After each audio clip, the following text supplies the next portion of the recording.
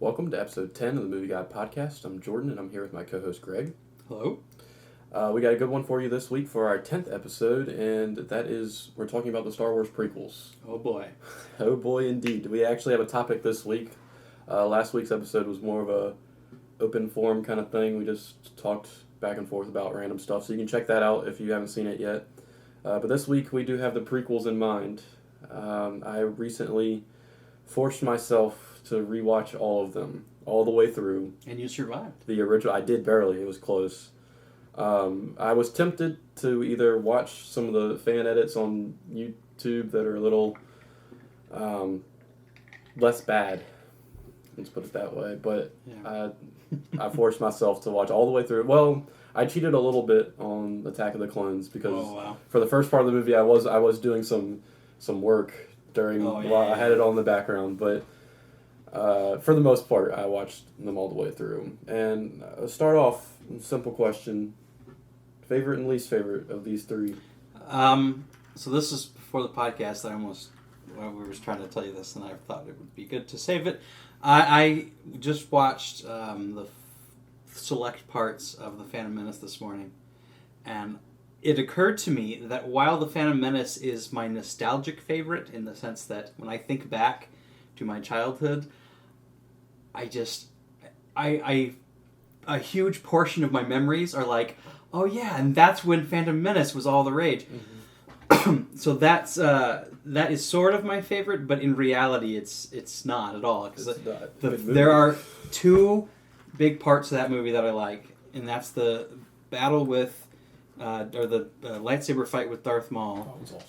And then the pod race. I love the pod race. Although the extended version of the pod race, which is on the DVD that I watched today, not so good. Don't watch the extended version. Watch the one that came on the original edit. But anyhow, yeah. So I guess if I had to throw my hat in the ring, I guess it would be Phantom Menace. I don't like Attack of the Clones. Does anybody? I like pieces of Attack of the Clones, but just so little of that. I like one piece of two. I like the battle with the soldiers, the clone soldiers. And, don't like it. Bores me. It's just a CGI mess, and it is a CGI mess. It's not as bad as Transformers or. I'd rather watch or Transformers. Some of these other really. I'd rather watch the first one. If we were talking about the sequels, then it'd be at least Star Wars has lightsabers. I mean, exactly. Well, that's kind of what I'm thinking. But anyway, it's a toss up between which select parts of a movie do I want to watch. Do I watch the select parts of Phantom Menace or the select parts of Revenge of the Sith? Revenge of the Sith, its conclusion was so unsatisfying. Oh, we'll get to that when we're going to go movie by movie here in a second. But anyway, yeah. So I guess if because I've told you my preferred ending of Revenge of the Sith, how I would have done it, and you were like, "That's great." And, yeah, it's much better. But we'll get that later. Yeah. So I guess favorite Phantom Menace. I would say I used to love all these movies when I was a kid. I mean, these came out. Aren't you still a kid? How old are you? I'm 21. I'm talking during my child. I mean, these movies. I saw the only one I've seen in theaters is Revenge of the Sith. That came out 2005. I was 11. I saw all of them. I sat in. No, I didn't see Revenge. I was out of the country. I sat in the second row, and it was miserable. We got all the way up front. Oh yeah, that's tough. Yeah, you look up the whole time, and I mean, I remember back that there were people standing room only in that theater. I mean, they let people stand. People were standing in like the entranceway hallway area. People were standing there because I guess there were chairs in different spots, like one chair open here, one chair open. But I guess if you had more than one person, then you wanted to sit together. That is a fire hazard. Oh, yes it is. But I'm sure that's changed a little bit now with all the things that have happened in theaters. But I do remember that, and so that's the one I've seen in theaters. But Phantom Menace was the first Star Wars movie I ever saw. We got the first? Yeah. You've not seen the earlier films? No, my dad hadn't seen it when it was out in theaters, so we saw it on DVD one day when we were at Target or Walmart or pick your large superstore, wherever we were. And I'm like, oh, let's get that and watch it, because he was a Star Wars fan, so he wanted to see the new one. And so he popped it in and watched it, and he was obviously disappointed. So But you thought it was the greatest thing in the world? The next weekend, we went out and rented when you actually could go to Blockbuster and rent movies. The VHS copies. Oh, no way. A New Hope, Empire Strikes Back, Revenge of the Sith. We watched those. I loved those. But I mean, I still liked the prequels for what they were because they had stuff that kids would like. But then as an adult, even as a teenager and an adult rewatching it, like, these movies are not good. But I would have to say my favorite is Revenge of the Sith, just because one, it's the only one I really revisit unless I'm forced to, and even then I skip to bits and pieces of it. I don't watch the whole thing. All of them are like that. So I think it's the strongest overall film of the three. You're making me want to revisit it, despite its flaws, which are numerous, and I mean we'll get to them, but it's the strongest overall film. My least favorite is Attack of the Clones. I can't stand that movie. I can't stand. But let's talk about The Phantom Menace a little bit first, because. So, remind me, because I have apparently a memory of a goldfish. Did you say you saw that in theaters for the first time? The Phantom Menace? Yeah. No, I did. Which one did you see in theaters? Revenge of the Sith is the only one I seen in theaters. Okay, so you did not have, if I understand you correctly, like the build up to Phantom Menace. No, because I mean, let me tell you what it was like. Well, I was 5 years old. Came out what, 99? Yeah, something like that. I was born in 94. I mean, even if there was, I can't remember any of that. I think it would have had to have been like 2000, I think, because I was in 8th grade, I think. But anyway, I'm assuming you had seen the previous ones before. Yes. Not as early as you would expect, but I had seen them by the time this came out. The air was just like electric. I'm exaggerating a little bit here, but the air was just like electric with Star Wars fervor. It was so much. Is it similar to what it is now? Yeah. Except there was not this. Oh, I hope it's not like the prequels, because that didn't exist. Right. So everybody was just like, oh, I hope it's like Empire. The most people were probably like was, man, I hope there's no Ewoks.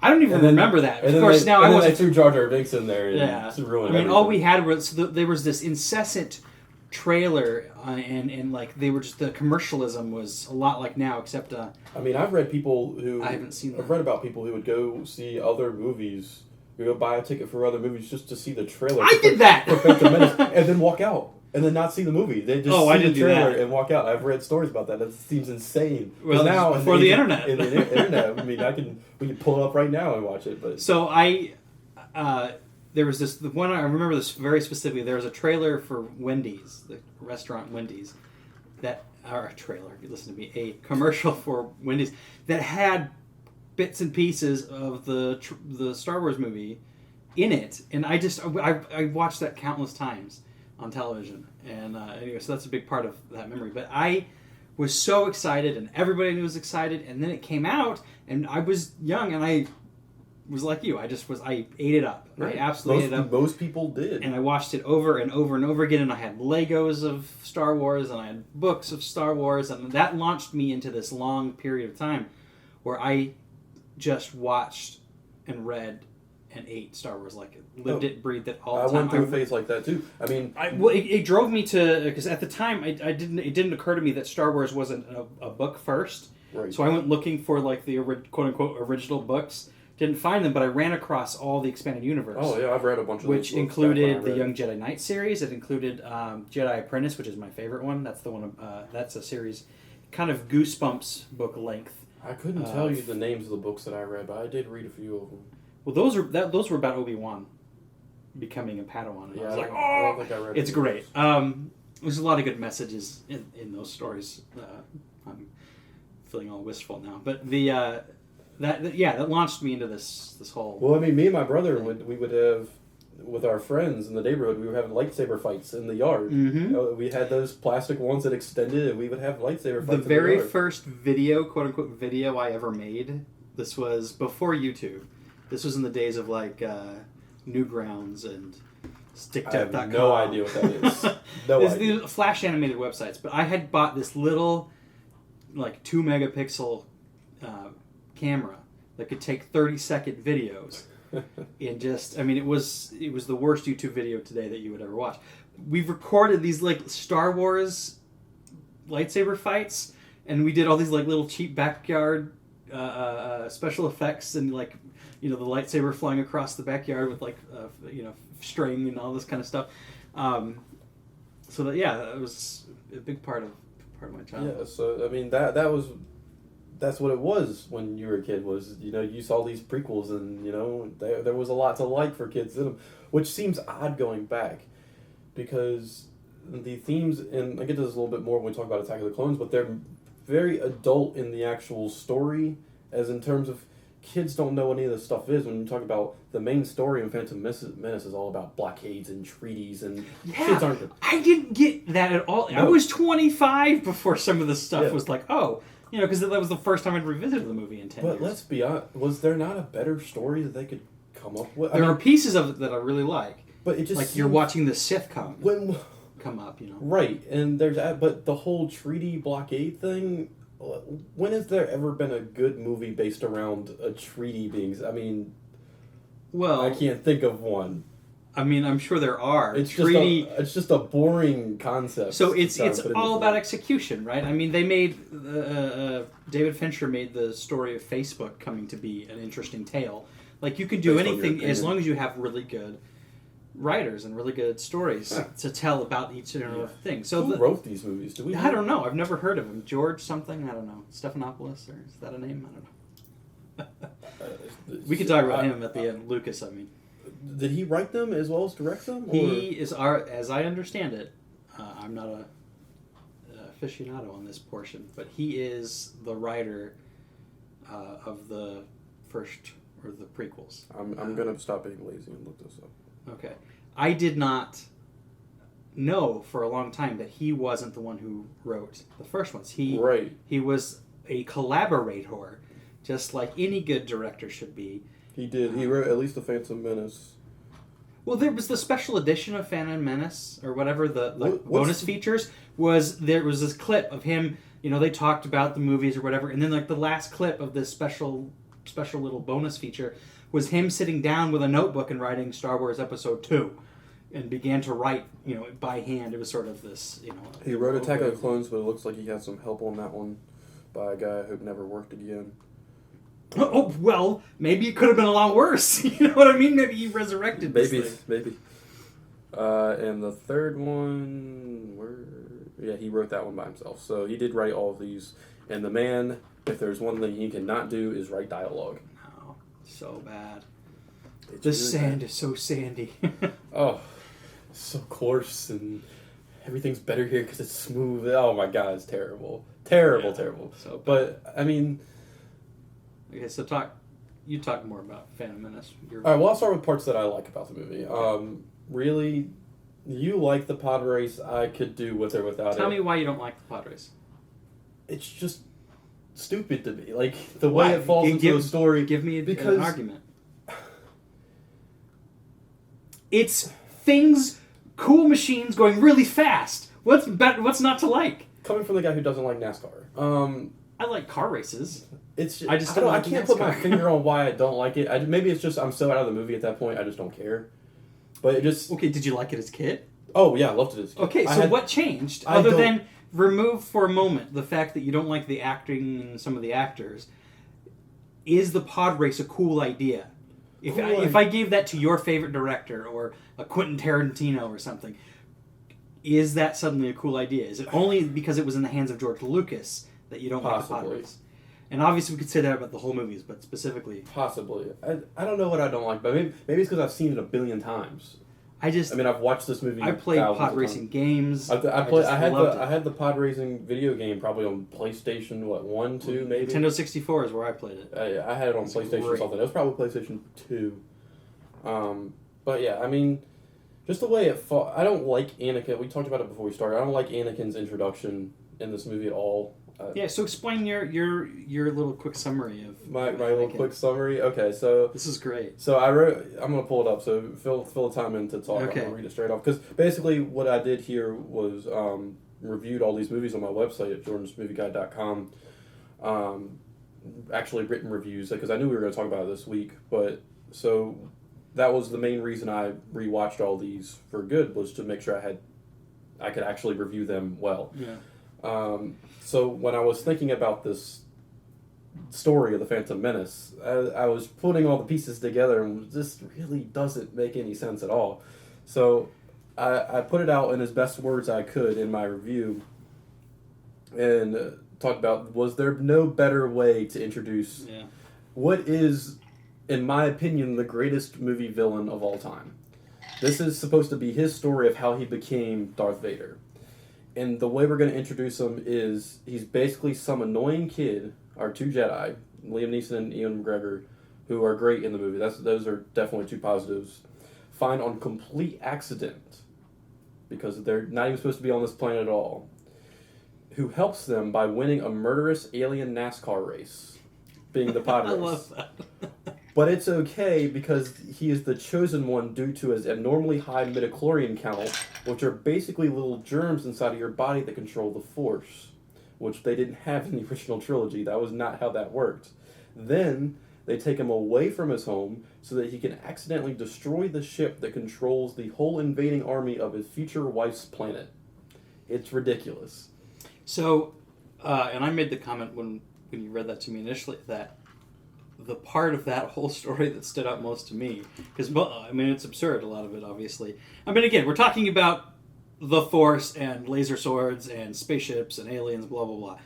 But, like, you know, suspension of disbelief aside, that's silly. And the part that got me was the fact that there's this kind of anti-slavery bit going on, like, oh, this is a horrible thing. And yet, Qui-Gon Jinn takes advantage of the fact that Shami's son is a slave, and he could just ask for him and barter for him put him up against his own ship in the pod race. You know, he's wagering on a person, and then when he wins, he just takes him away from his mother. Doesn't ask permission. She just sort of assumes, and because nobody's fighting, you as the audience just assume, oh, it's all hunky dory. No, he kidnapped a kid. Basically, yeah. I mean, I didn't like that. There were far better storylines. What got turned down that this story, the screenplay of this movie, like, was this just his first idea? I was like, yeah, it works. Let's just go with it. I mean, let's give him a little bit better than that. I'm sure. He's involved in Indiana Jones and Willow and some other really good movies. The problem, I think, so he's clearly good at being involved. Is he good at being the sole director and taking all this control? I don't think so. Well, I think the main problem is, at that point, because he had so much power, is from what I've read, he had a bunch of yes men around him. You know, they just let him do whatever he wanted. Well, and he's had 30 years or whatever of people telling him, oh, good for you. Yeah, but it didn't... Let's talk about Jar Jar Binks for a second, before we get back to things I like. Okay, so he's a humongous, like, racial stereotype. Oh, big time. That's really strange, watching that again. So annoying. Every time he comes on screen, I want to turn the movie off. You know, the lines were so bad. So I was watching the bit today where they introduce him or whatever, and he's, oh, it's a local or whatever they call him. And then when they get inside to the, like, underwater cities, which I think are a cool idea, and I like the Gungans in general. I don't. I hate... Well, let me rephrase. I like the idea of having two sentient species I like that. planet. I like that idea, but all of them are so over the top, cheesy, CGI pieces of crap that I just can't stand them. Did you like Jabba the Hutt? There we go. Do you like Jabba the Hutt as a character? Yeah. Why? Because he was actually an interesting part of the original trilogy. He does nothing. He says nothing. He's useless. He has this interesting kind of, he's behind the who wants Han Solo kind of thing. He's this vague, shadowy bad guy that they want to kill, like, and get away from. Like, he has very little part. Whereas, like, the Boss Ness has lines and he's participating. His entire society is instrumental in the battle that takes place on the planet. Like I said, I'm fine with the idea of it. I just agreed that the idea. Okay, well, because the reason I'm bringing that up is that Jabba the Hutt was even less developed in character design. He's a giant slug. I'm not talking formless. I'm not talking about the well developed I'm talking about what they say and what they do is ridiculous. His whole way of agreeing with people is shaking his mouth back and forth, and it's just annoying and stupid. Well, I can see where they're going with that. I agree with you that it's perhaps not the best design, but they're trying to come up with, like, what might another alien race who has nothing to do with people come up with. They're sort of like evolved from frogs or tadpoles or something, right? Kind of how I saw them, salamanders or something. They just annoy the crap out of me. Okay, well anyway, what I was getting at earlier was that the lines when they free him from his life debt thing or whatever, and they take him with them, the Jedi take Jar Jar with them through the planet. He says... But somehow going through the planet core is a good idea. Yeah. What?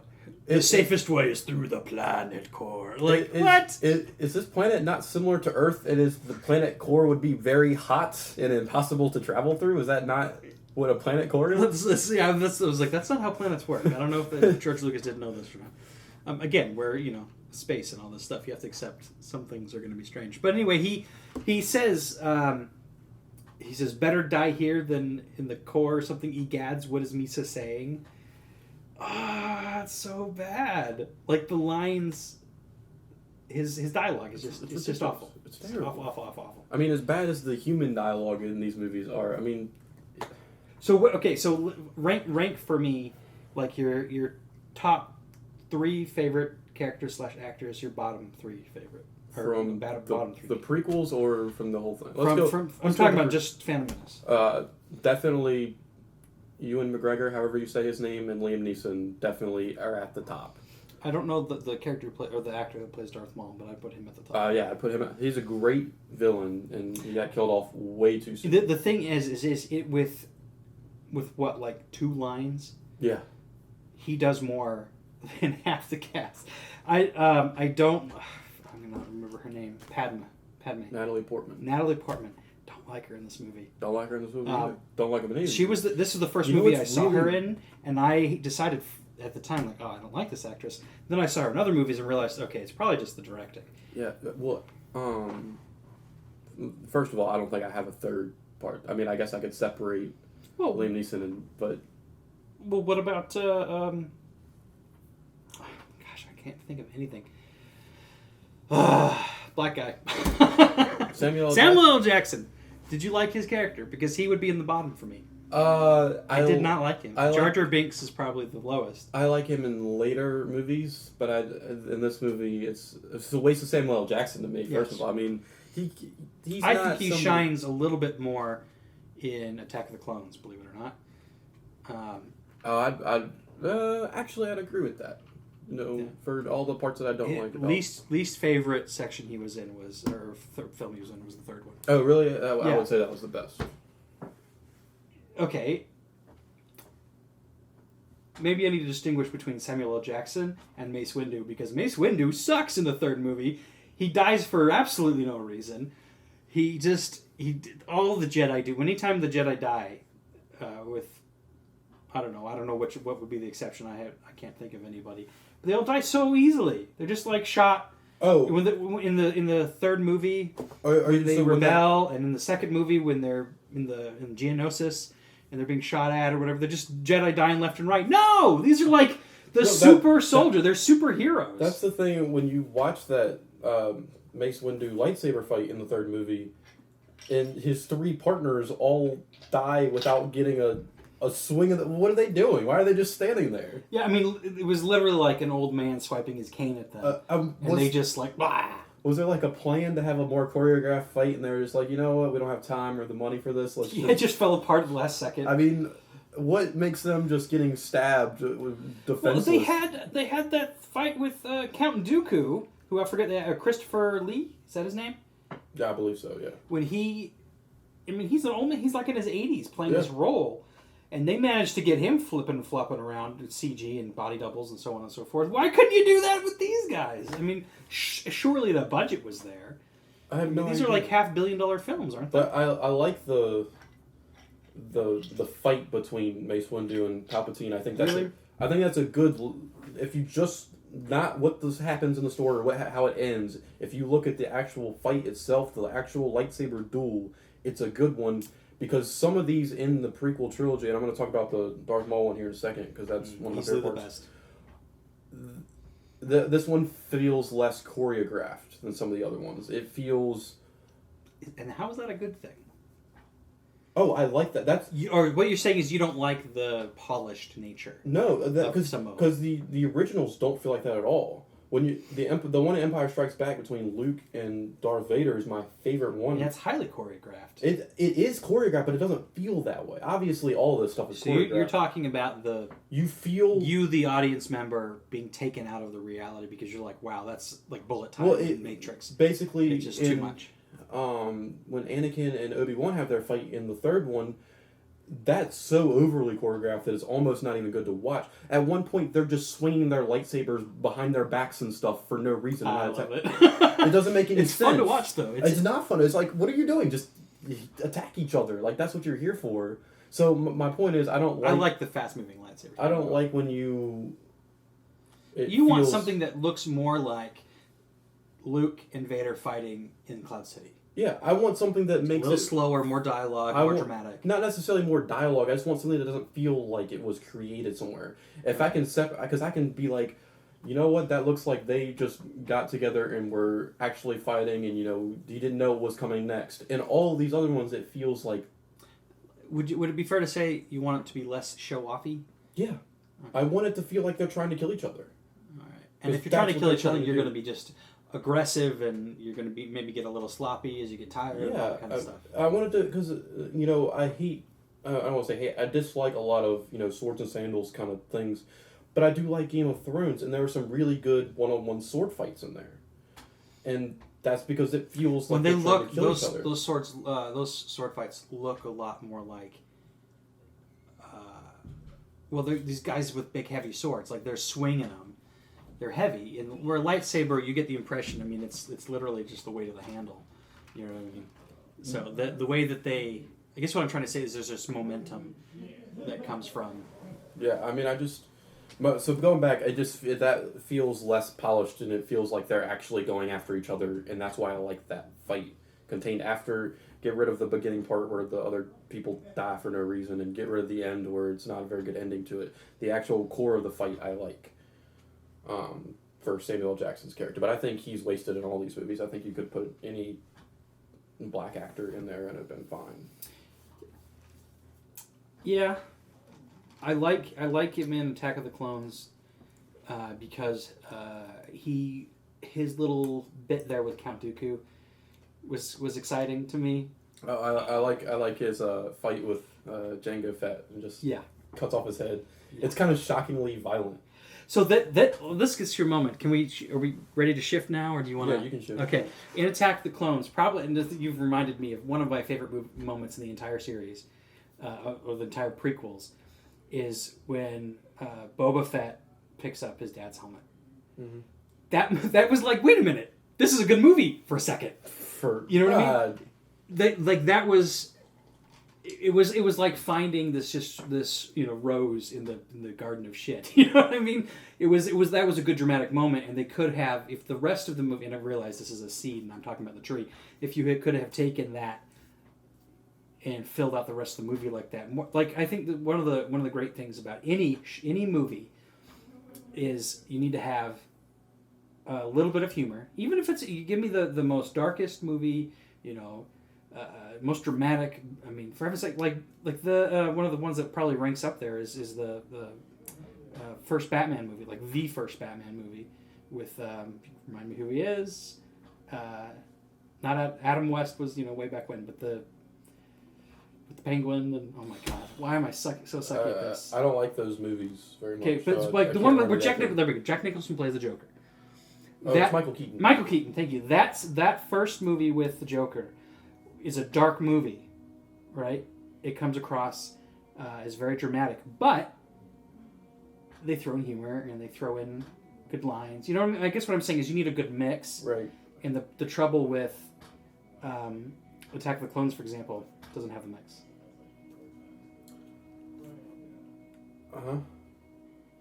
Just if you're hearing background noise right now, that's not us. That's our roommate being loud, but we'll. Well, they don't know we're doing this. Yeah, but that's fine. I forgot what I was going to say. What were we talking about? Attack of the Clones. Good moments. Drama. Let's go back first, because we need to talk about this lightsaber fight at the end of Phantom Menace first, because it's one of the best in the whole series. Yes. I would say it's the best. Really? Yeah. With maybe a close runner-up is the fight between Dooku and Anakin in Attack of the Clones. Huh.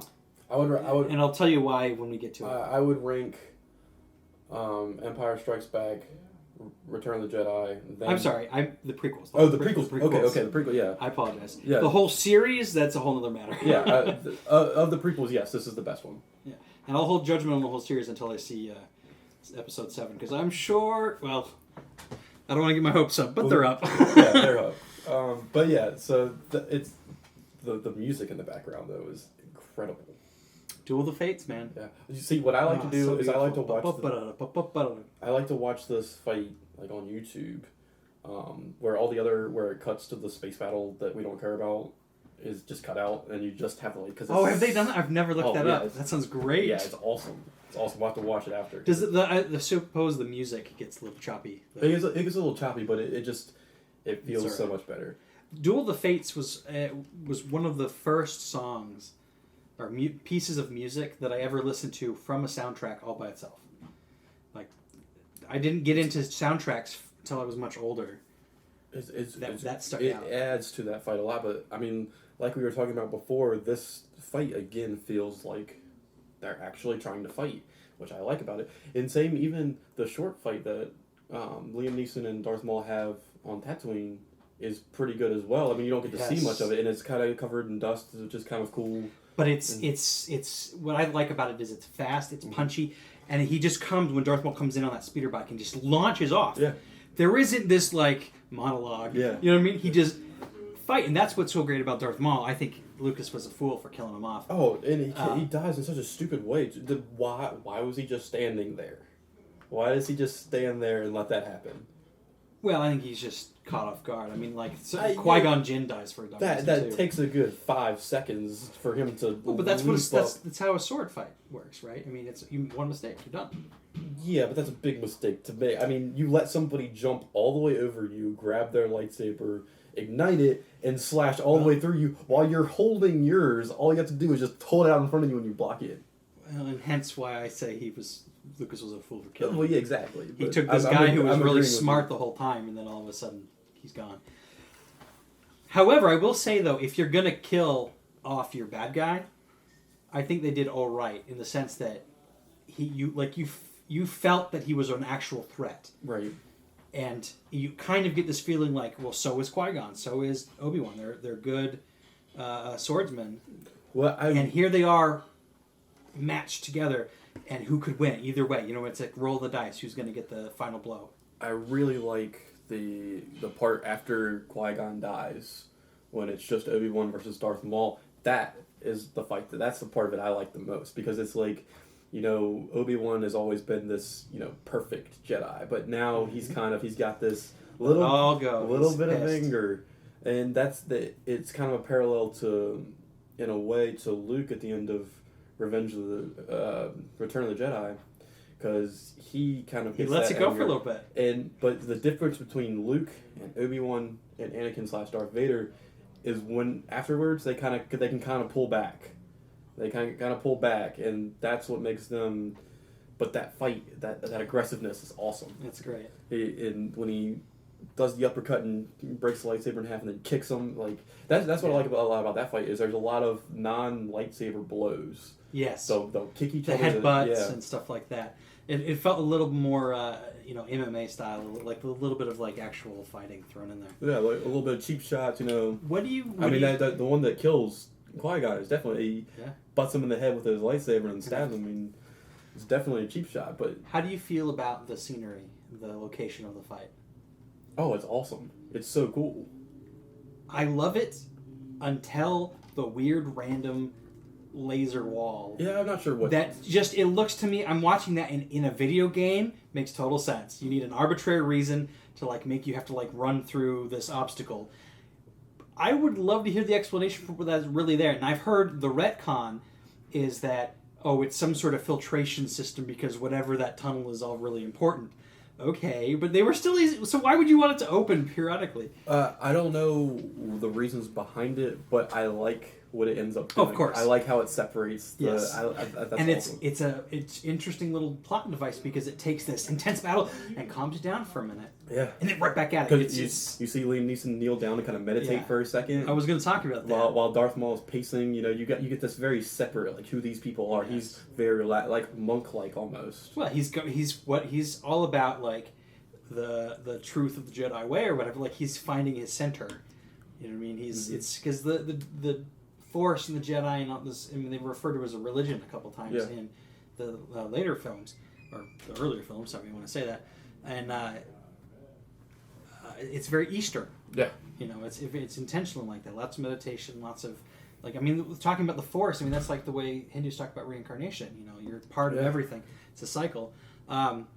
And so when he kneels and he concentrates and he meditates, I'm all about that. And then on the other side of that force field, you got Darth Maul prowling like a freaking cat. He does. He looks like a tiger ready to pounce. Yeah, and it's total. So this is how I've heard about it. Is that the Sith see the Force as or acquiring skill in the Force as a means to an end, meaning power. Right. Whereas the Jedi see the Force as the end in itself. Right, and using mastery. It for protection. Yeah, mastery of this. It's sort of like, you know, reaching nirvana versus reaching nirvana and then taking over the world or whatever. Like, they just...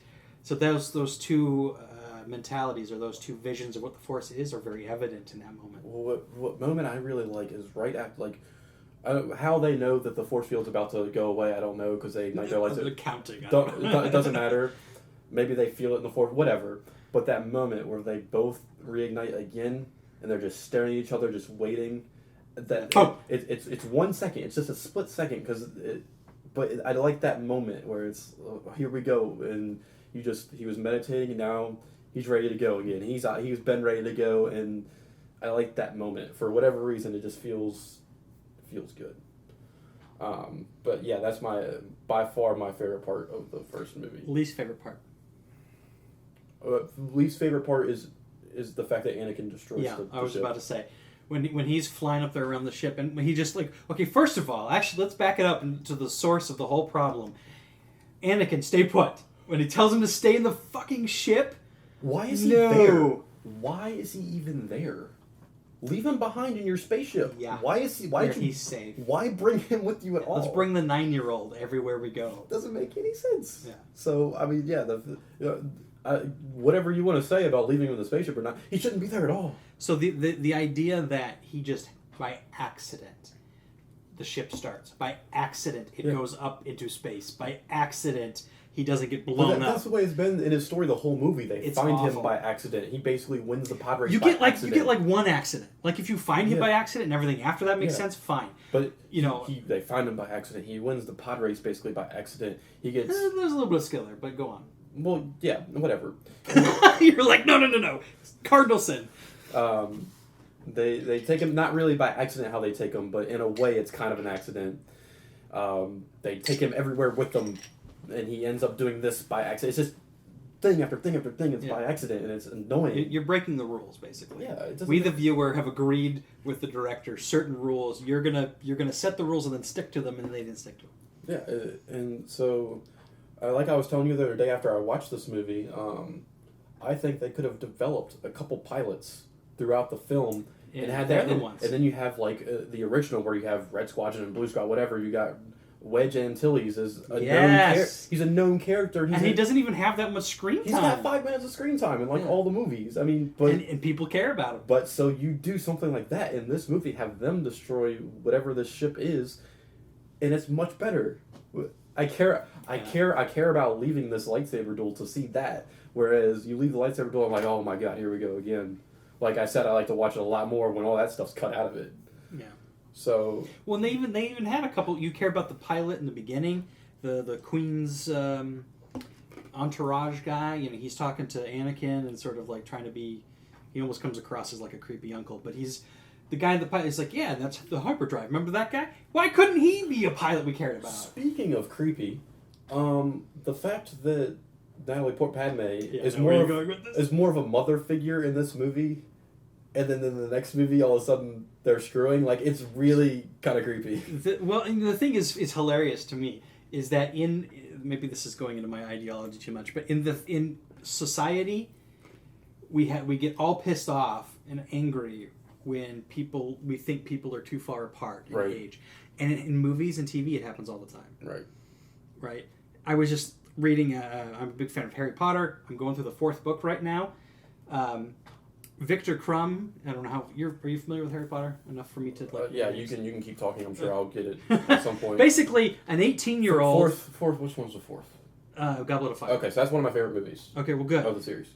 So this in that Victor Crumb, who plays for the Bulgarian Quidditch team. Got you. He's Hermione's love interest. Yes, in the story, she's in 4th year. That makes her how old?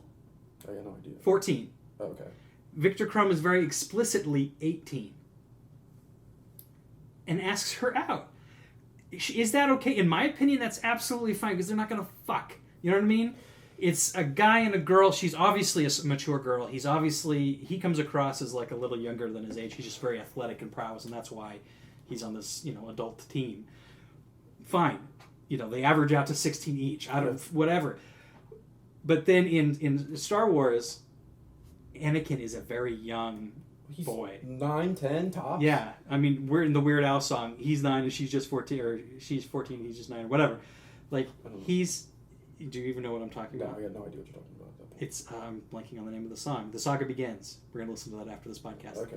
So we're listening to that song and watching the lightsaber duel. Yes, we're going to have a few minutes after the podcast is done while the video is rendering. So, anyway, she's 5 years older than him, and it's not late teens. Now, she's... Is she only 5 years older than him? Yeah, she's 14 in the story. And that's what I was saying. Like, he is, as far as I understand it, she's 14. She's Padme is 14. Yes, in the story. Obviously, she doesn't look it, but she's at 14. All. I put her at 21. Oh, of course, yeah. But she's so they tell that in somewhere in Attack of the Clones. She says, "I was the youngest queen ever." Yeah, but youngest queen, I'm thinking still in the 20s because I don't know if they explicitly say her age in Attack of the Clones. Here's the reasoning I heard. It still doesn't make it any less weird necessarily, but the reason I heard that makes it feel is, these are humanoid characters, but they're all aliens, and, maybe... Oh, yeah, you could just come up with anything. Maybe on Tatooine they age a little faster than they would somewhere else, so, maybe she ages really slow, or something like that. Right. So that makes a little bit more sense to me. I like that idea a little bit better than... Googling this. There's something called Wikipedia. That's funny. Awesome. Padme, she's 14 years old. Oh my god. Before the invasion of Naboo. So... Which leads to all sorts of wonderful questions about... But, maybe they don't care about how old you are in... Well, here's my question. So they have a different actor, because Hayden Christensen comes in the second one. He's not the guy that plays Anakin in the first one, because 10 years pass, or whatever it is. Why not get somebody else to play 14-year-old Padme? Why do you have to have a 25-year-old looking Natalie Portman? I think she was... Well, they do this in Hollywood all the time. They have 20-somethings playing teenagers in every comedy you've ever watched. I get that, but I mean, like I said, I had no idea she was 14 because she does not look 14 at all. Well, and the reason why you see as few kids as possible in movies is because there's laws about how long they can work and when, and it's just a hassle. And that's why you wait till they're 18 and put them in a movie. Which is a bummer, I think, because... So often you have this very problem where you're trying to make a 20-something look convincingly or act convincingly like a much younger child. It seems like they didn't even try.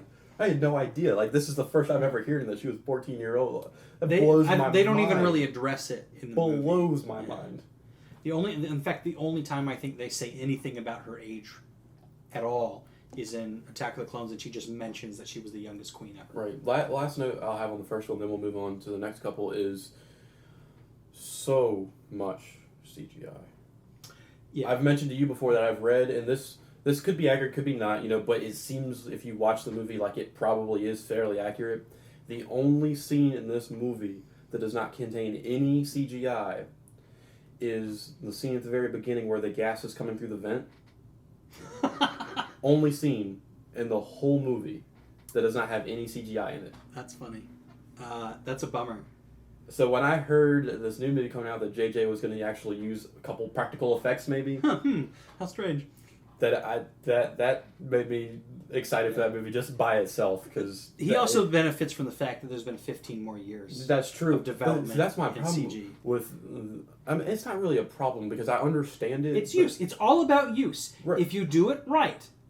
I mean, it's like if you want to eat your soup with a spoon or eat it with a fork. You want a utensil, but you don't want a fork. You know what I mean? Well, my problem. It's not just the Phantom Menace. It's not just the Star Wars prequels in general. It's all these movies kind of made around this time, like late '90s, early 2000s, when we start to be able to do this. They think everybody does it. Oh, we can do it. Let's do it for everything. And the technology is just not quite there yet to be able to do that. Now, you can do it convincingly. I mean. The Avengers movie is probably there's probably 3 scenes in that don't have any CGI in it, but it's much more convincing looking than this. Even for less and less money too. I was thinking that the Game of Thrones, which is a TV series, the dragons on there don't spoil anything. Phenomenal. Don't spoil anything. I'm just on the 3rd season. You're going to see dragons. There's still baby dragons. But you've seen them. Yes, though. I've seen them, and they're phenomenal. Yes. For a TV show. Now, granted, they're not used a ton. It's a lot like Jurassic Park, in that when you see them, that's where the money is, and that's where the time is, and they're not off camera. Cool things like it where they're zoomed out, they're not real close in on them, stuff like that. Yeah, which is all Jurassic Park. There's a few later that you're just gonna. I think if you watch a nice high res version, you're gonna be blown away. But my point is, you use it sparingly. You don't spare any expense. John Hammond. And you make sure you tell a good story while you're doing it, and then any when you start having a handful of infractions or handful of problems, you as the viewer were willing to let them go. And this movie breaks all 3 of those rules because it doesn't have a good story. I mean, either one, whether you take it as Anakin's story, the beginning of his story, that's not good. Whether you take it as this boring blockade treaty thing, not good. Although the beginning of the invasion is pretty cool. Yes, where they're landing the ships on Naboo, that's cool. Pretty cool. All CGI though. And the droids, those are the stupidest droids. They're annoying. Useless. The droids that come in from what are they called? The Banking Clan or whatever? Those the big hulking shoulders one with the rapid fire guns. Those are cool. I wish that you make the movie twice as good automatically if these droids never talk. Yeah. The Roger Rogers stuff.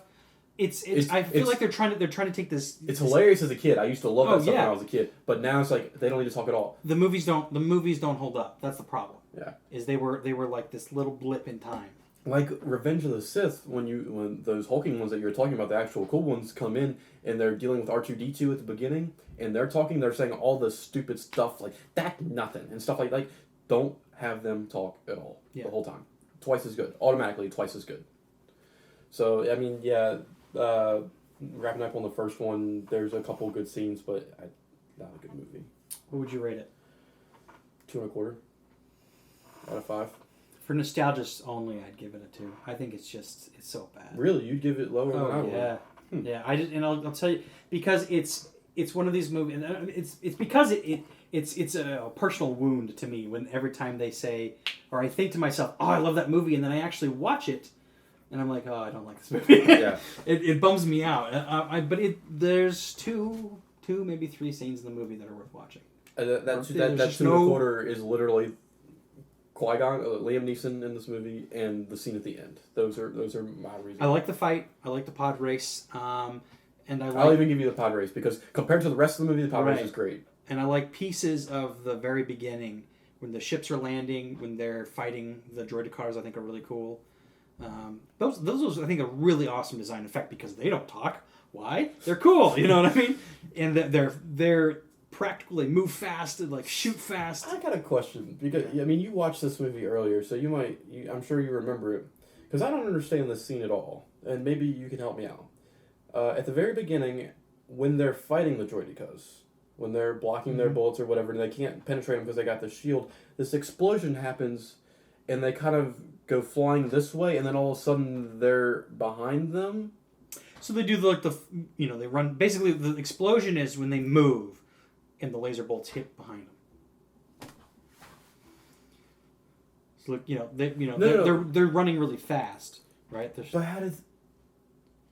Because remember, aren't they blocked up against the? They're blocked up against the blast door, and then an explosion happens or whatever, and they kind of go to the side. Yeah, I remember they're blocking the laser bolts, and then they decide to just like run, and it's smart to go in two different directions. So they split up. And then all the lasers, no longer being blocked by the lightsabers, now fly against the door. That's what I remember. We'll watch it again after this, because I had no idea what was going on in that scene when I watched it the other day. But the main problem I have with that opening scene is half the words coming out of people's mouths don't make sense. So there's a the droid that this like. Speaking of racist undertones, the Asian. They were very clearly Asian, like dressed as Asians and had this. Loaded. So that the protocol droid that comes in to bring them tea or whatever, when the gas starts coming out and they jump up, they knock the tray out of its hands, and on the captions, the droid says sorry, but it comes out like I say, right? And I remember watching it, and it's a nitpick, but as a kid watching that, there was a dozen lines that I just never got, and they were just noises to me, and that's just so bad. Why doesn't that? Is it because you've been, as an editor and as the director, whatever, you watch this so many times that it's obvious to you what it is, and then you don't have the fresh ears to hear it? But this seems like that is just the biggest thing that you should catch as you're doing the passes over and over. This is nitpicking too, because I get it's a movie, but we can do it. We're podcasters, Jordan. That gives us a special license. Yeah, we get 10 views a week and think that we can do anything, but. When you release gas in the room, obviously they can hold their breath for a little bit because they're Jedi. Why open that door at all? Yeah. Why do you send those droids to open that door at all? Yep. And send the droids in to destroy what's left of them. If they're dead, they're dead. Like, why? You need to incinerate their body parts with lasers. Are you trying to be like those super evil people in all the action movies that just go by and shoot all the dead people in the head to make sure they're dead kind of thing? Since when does gas that's going to kill you like billow around like fog smoke? Oh wait, because it's a fog machine. Like, there's cooler ways to do. I love it. Since when does poisonous gas that's going to kill you make a difference whether you're really breathing or not? Like, I feel like that's going to seep through your skin or something. Burn your eyes. It would, scald the pieces. If it's poison enough to kill you, it's holding your breath isn't going to help for long. But that's a nitpick because there would be no movie at that point if they died right there. All right, so Attack the Clones. Best and worst. What do you like? What do you like best about it? I realize you don't like the movie at all, but you got to pick something. All right, best. There is one scene that I like, and we talked about it a little bit the other day. You don't like it as much as I do. The scene where he kills the Sand People after they torture and kill his mother. There's positives and negatives to that. Go on. I like the scene, and I was watching it, and I like his conversation with Padme afterwards. So do I. My problem with it, because it's awesome. Like, they have this really good moment, and it's powerful to me. You mentioned that it wasn't as powerful as you wanted it to be. Because he's not... Because Hayden Christensen doesn't deliver the line very well. That's true. But to me, compared to the rest of the dialogue that they have, and Hayden Christensen, that scene is great. It's like one of his top scenes in the movie, or in the last two that he's in. Yeah. But he's kind of, you can tell she can tell at least that he's kind of got something that he's hiding because he's all upset for no reason kind of thing, which is realistic. If you have somebody that you're friends with or your girlfriend or your wife or whatever, and you're clearly hiding something because you're mad at every little thing, that you kind of get that a little bit, and then he tells her, and as he's talking about how much he hates them and stuff, the Imperial March, the Darth Vader theme kind of comes on a little bit, and I love that. And I'll talk a little bit more because I think there's missed opportunities where you could add something like this in here, like when he... Because you already know what's happening in the future. Right. So you've got this magic card that you can One thing I wanted to happen, I have no idea why I want this to happen, but I just feel like it'd be a cool little nugget. In the third movie, at the end of the fight with Count Dooku, when he cuts his head off, he has the red lightsaber and the blue lightsaber. I think if you just add a little... where he puts the blue one back in first. Oh, yeah! The red one. You know how awesome that would have been? Or the blue one, like the blue one flickers and dies on him or something. Like, just to show that moment... Yeah. Is one of the pivotal steps. I think that would have been like there's a couple moments throughout the series where they could have just done something like that. Oh, yeah. But the fact that those are powerful. That starts playing, and that's what makes that scene to me. And then the scene goes on about 30 seconds too long because they kind of start to have this other moment that doesn't quite work. And I think she comes over and is hold me, and I'm like, no. Okay, so what ended? They should have just been like. He's talking about how much he hates him, and that theme starts playing, it's louder, and the scene cuts right there. They shouldn't have let it go on. I liked that they held, and I think you should, when scenes like that happen, I like it when the camera pulls back wide and just kind of hangs there for a moment and everything's quiet. Like there's just this moment, like they're reflecting and so are you on the moment, the thing that's just happened. What I don't like about that scene is I don't think he delivers the lines very well. However, I love that idea that this is a big deal for Anakin. I wish that was what they felt like. They focus on this love story for the reason he turns to the dark side, and I don't like that aspect of it. It should have been more about his mom. I think it should be more about stuff like that. His mom dying, you want to get revenge. And, there's nothing in these stories that you could say more on that. But I think you could have pulled elements like that, other stuff like that. Well, and who said that that Padme, the relationship he has with Padme has to be so big? Right, that's what I'm saying. You could have made this a small element, too. Obviously, it's important because she gives birth to Luke and Leia. Right. But you could have just made that on the side burner and had these other things that led. I would have much rather seen that because the love story sucks. I think what they should have done is that the love story doesn't kick off until the third movie, until Revenge of the Sith, and they've just known each other so long, and so, I don't know, at that point because Anakin has stopped caring. I would have rather it had been Anakin that was trying to hold his value. He was the one trying to be all honorable and keep his values, because that's the whole point, is he's struggling, right? He wants to do good, like his true nature is to be good, but he's persuaded by the easy things that come. It's easier to be angry than it is to be calm and reserved and be patient, right? That's the whole argument. And so it would have been more interesting to me if Padme was the one trying to start a relationship. Right. And then when he's finally just letting things go so much, then in the third movie it takes off, she gets pregnant, and that starts this whole other... Right. Another thing I want a little bit more from this scene, and even though it's my favorite scene, I'm nitpicking it because it's my favorite. I think they just missed certain opportunities. Well, yeah, you want it to be better, of course. So I want a little. This sounds probably really sadistic, but I want a little. I want a little bit more of this massacre. I want to see his rage, because you see him come out of the tent and he kills the two people outside. Yeah. You don't have that kick the cat moment where he kills little kids. Yeah, you have that later. I want a little. You don't need to show all, because you have that. You have in the background. You have Liam Neeson's, I guess, Force Ghost kind of trying to. He's saying no, don't do it. Oh, I love that. I love it too, but I wanted more of it. I want him to keep doing it, and you have this kind of battle back and forth, like his pure rage. Okay, so now I'm a little bit so a bunch of thoughts all at once. When he gets into the tent and he sees his mom for the first time, and he holds her, I love that twist around. Mom holds their baby, and then later in life, that's probably his best acting in the whole movie. He's and kind of crying and. She looks a lot like my mother, the actress, and so in my head I always picture my mom, and then Shmi does exactly what I think my mom would do. She doesn't say anything else. She reaches up and touches his face or whatever and says, "So handsome." Yeah. I was like, oh, that's exactly what a mom would do. It was perfect. And then when she croaks, sorry, that was insensitive. And he just the music goes and he looks up. But almost right at the camera. I was like, oh, shit. Right. Oh, it's on now. Yeah, I was excited because the whole movie before that, you're excited because it's a Star Wars movie. Right. And you'll probably always go see a Star Wars movie, even if they get really, really bad.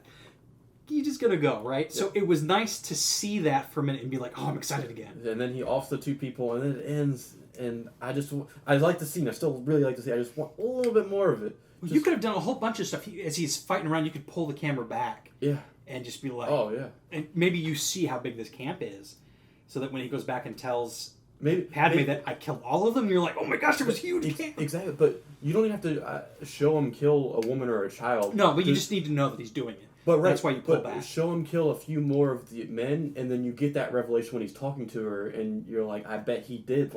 The rage that I saw, I wanted a little bit more, but that's my favorite scene. My least favorite, the love story, the dialogue in the love story. Oh, yeah, it's wretched. Yeah. Absolutely wretched. Like I said, I don't like okay, there's a few things here. I don't really like any of the action scenes, which is coming from somebody who loves action movies, action scenes. Any of them? Not really. We'll talk about the lightsaber, because I think the lightsaber fight's going to be on your favorite part, and we'll talk about that when it gets there. Because I like parts of it, and I don't like other parts. This has one of my favorite parts in the entire series. We'll get that in a minute, but the opening chase, not the opening chase, the one where they try to assassinate Padme with the bugs or whatever, that chase scene literally goes on about 15 minutes. When he's hanging on and they're chasing, it's about 10 minutes too long. It goes on forever, and by the end of it, you're just flat out bored. But that was one of the times where I was still doing work while I was watching it. I literally focused on my work for a good 5 minutes, and we were still there. And I'm like, I haven't missed anything. Nothing's happened. Yeah, it's just noise and sound. Yeah. So I mean, and I love action scenes. They can go on forever if you do them right. This one's not done right. It's just boring. And I don't like the fight at the end because it's just boring to me. I like the which fight? There's a couple. The clone versus droids fight. Oh, okay, the big fight. I don't like although my favorite, like, one line I think actually works in the movie, and I actually giggled the last time I watched it. You giggled? Yeah. Listen to you. Is when they're all attached to the poles, and he was like, "You were told to stay put," and Anakin's like, "Well, we came to rescue you," and Obi-Wan just kind of looks up. He's like, "Good job." I love that. Like, I think I want more of that, because that's kind of my sense of humor, like, kind of the sarcastic and witty. I want more of that instead of the crap that George Lucas throws in here. That was like the one little humorous bit that works in this movie. But I don't really, that gladiator type fight doesn't around really... the perimeter, around the survivors, a perimeter create. Well, even before that, the fight against the 3 beasts or whatever. No, that was superfluous. Yeah, it's just kind of boring. Like, why? I realize they're doing it for sport, but if you are Count Dooku, fuck that noise. You're gonna just knife him. So that's not very good. And then because all he did was create an out for them. Right, like we talked about before. Then Mace Windu comes in, and that scene is pretty good. And then you have this big. I mean, some people are dying like bitches, but whatever. Oh, yeah. That part is still pretty cool because you actually see how many Jedi there actually are. You never get this sense in in the first movie until this point how many there actually are. Here's 50 or 60 of them just descending on. So, okay, hold on. When the lightsabers light up all around, that's pretty awesome. Boom! I'm in. So that's good. And that's a trailer moment. Right then the clones come, and it's like, all right, I'm out again. And I liked when you actually see the scale of the battle, and you see like soldiers are dying on both sides. It's not this overwhelming force. It's 2 big forces clashing. That was really fun. And the different ships, I liked how the droid army was like these gritty machines, and they kind of had rusty pieces, and I think I would like it a little bit more if it's all CGI. It just looks fake to me. It does. Don't get me wrong. It looks like a video game cutscene. Like very expensive video game cutscene. I want if there were a little bit more practical stuff added in there, I think it would have been a lot. I think that was the mistake. Was there wasn't enough actual models. Because I mean that sounds. There's so much there. You've got this rusty metal army versus the pure white. I know it sounds like I'm probably nitpicking, but it feels fake, and that takes me out of it. And then it goes on. And I'm just kind of bored at that point. Like, all right, we're here. But you can focus on the good parts of that, though. I don't know. I feel like there's a message. The one part that I do like, and maybe because it takes away from some of the fakeness because of the dust flying up, is when after the ship crashes or whatever, and all the dust flies, and you get that little battle between the droids and the clones, where dust is flying everywhere. You can only see some of them. Yes. You can see the bullets firing. I love that. I like that. That's my favorite part of the battle. Maybe because it doesn't look so fake because you can't see people as much. Well, and that's the realism. I mean, it's like it's not target shoot. Right. No, like you could hit the friendlies. I mean, you're just lobbing, projectiles out into this mess and hope you hit the good guys or the bad guys rather. So go ahead, because I know while we're here, and I know the lightsaber part's one of your favorite parts. So talk about it, and I'll tell you why. And it's not the whole scene. It's a single moment or two, and it's when Anakin's in shadow, and he swings his lightsaber, and Dooku swings his lightsaber, and you get red-blue on his face. Remember that? It's my favorite part. That was the teaser trailer. There was I don't remember how it went exactly, but there was you get whoop, whoop, and you see Anakin's face lit up in blue on one side and then fade to red. And I was just like, oh! It's similar, and I don't know if this is done. I'm pretty sure it's probably done on purpose. I don't know if you even recognized it, but Return of the Jedi, when Luke is hiding when he's fighting with Darth Vader, but he's at the moment where he's like, I'm not going to fight you, and he's hiding behind the poles. And while Darth Vader's having his monologue, it focuses on Luke. And half of his face is in shadow, and half of it is in light. Of course. So he's kind of having that back and forth. I mean, it could easily just been like a composite, like a nice shot, but it's so good. Subtleties like that in movies are so powerful to me. So that's what that reminded me of when you have this blue and red kind of thing going on. That's the kind of stuff I wanted to see more of. When Boba picks up his dad's helmet, all these kinds of things. When Anakin's sitting there with Padme, and after he just slaughtered everybody. Those are these nice dramatic memories. Continue with your fight. That's it. That's what I like about that fight. The fight itself is not exceptionally good. I don't like... Yoda shows up at the end and lifts the thing. It's so... I get that they want to show Anakin as kind of this brash kind of man, like how he just rushes in. But the way that they execute that is very poorly done. Like, he's like, we're going to take... No, I'll take him now. And it sounds really cheesy, and then he just gets... Well, he runs in. And the thing is, okay, if you're Obi-Wan... Do you just stand there and watch him run? No, you go, fine. And you chase after him, you know what I mean? And then he just gets knocked aside so easily. But I do kind of like Christopher Lee and Obi-Wan, or Count Dooku and Obi-Wan's fight is good. I mean, it doesn't have that same effect as the Anakin one does, but that's pretty cool. The dialogue isn't very sharp. I don't want to hear the dialogue. Like, but the actual fight itself, I'm talking about the core of the fight, is pretty good. And it's one time in these movies where it doesn't, and I'll get to a bad time in like literally 3 seconds, but where just kidding. Where Obi-Wan goes down when he kind of cuts his leg, it doesn't feel like that feels really forced, like that feels like what would happen. But then when Anakin, when he gets his arm cut off, that's big. But it feels really forced because when you watch it, he kind of just standing there with his lightsaber, like, what's he doing? Yeah. Like, really? Like, why is he holding his arm? It just seems like, okay. And then he just, like, slides weirdly It's like, all right, now's the time for you to get your arm cut off. Just hold your arm out so we can... And we'll try to make it look quick, but they don't succeed. No. Another mistake, it was really cool when he was using both lightsabers at once, and that lasts all of about 5 seconds. Oh, yeah. They do that all the time. Grievous is the third movie. Oh. Grievous has 4 lightsabers, and they cut him off really fast because, like everybody knows, 4 lightsabers is not gonna lose against a single lightsaber. Right, but I mean, 2 against 1 is still a fairly fair fight. I mean, as we saw. That's what I'm saying. Is it's so cool, and yet they just and it was 5 seconds. And come up with a more creative reason why Anakin or whoever wins the fight. You know what I'm saying? I mean, those are the best parts of the movie are the lightsaber fights most of the time. So. Make them last a little longer, you know. Have a full 30, 45 seconds where he's using both before he loses one, and then you get that cool scene where it's the blue and the red. Yeah. It's because the real nature of the story is it's good versus evil. But my least, it's very core. My least favorite part of that fight is when Yoda comes in. Yeah, unfortunately. When that lightsaber, anytime Yoda uses, it's a little bit better when he fights Palpatine. It's so. Which time? Aren't there 2 times when he fights Palpatine? Or is that this? I'm thinking of in my head. There's one where he fights with lightsabers and one where they're throwing like the Senate chairs at each other. Yeah, that's all like the same one fight. Big fight. So, but it just looks like he's a green basketball bouncing up and down. It just doesn't look good. I'm not a fan. So, I don't know how else you would execute it necessarily. Like in terms, if you're gonna have him lightsaber duel, I don't know how else you would do it. It just looks stupid. So I'm still in favor of the model of Yoda from times past. I like the physical model. His little ears wiggling because he's a rubber puppet. Like, that stuff's hard to duplicate in CG. That scene, so that takes a lot.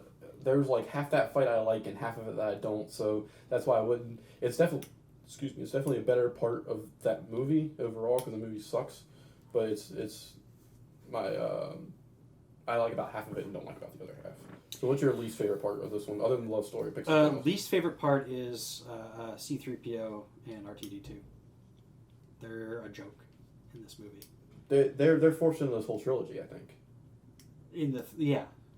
There's a handful of times where they feel like, and I can't even picture them now, but there's a handful of times where it comes across to me as like, okay, that's the C-3PO, remember that's the whatever. But like C-3PO and R2-D2 played a critical role in the first 3 movies. Yeah. And in this second set of 3...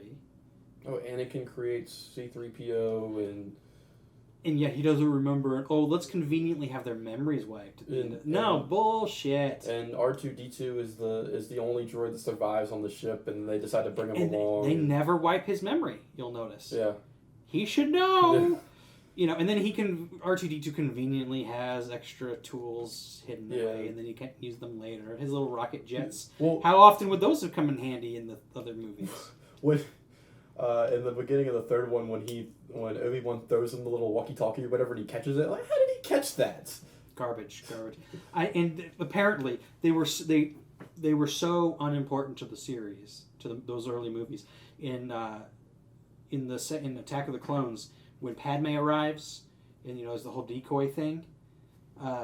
They literally forgot to have R2-D2 in the scene, so they went back and animated it in when he descends out of the ship on the little machine or whatever. Yeah, that was all done in post because they just plumb forgot. Speaking of things that don't make any sense, when Padme gets thrown off the ship, and later on when she gets found by a clone trooper, this is a plot hole, I think. How does she know? Because they didn't know where they were following Count Dooku to, and the first thing she says is, "We got to get to the hangar."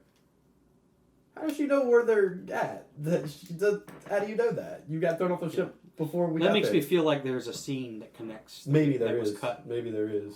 But I think that's funny how that's like the first thing. Like, you fell out 5 minutes ago. How do you know that happened? They were again. This is movie magic all over. They're moving fairly fast.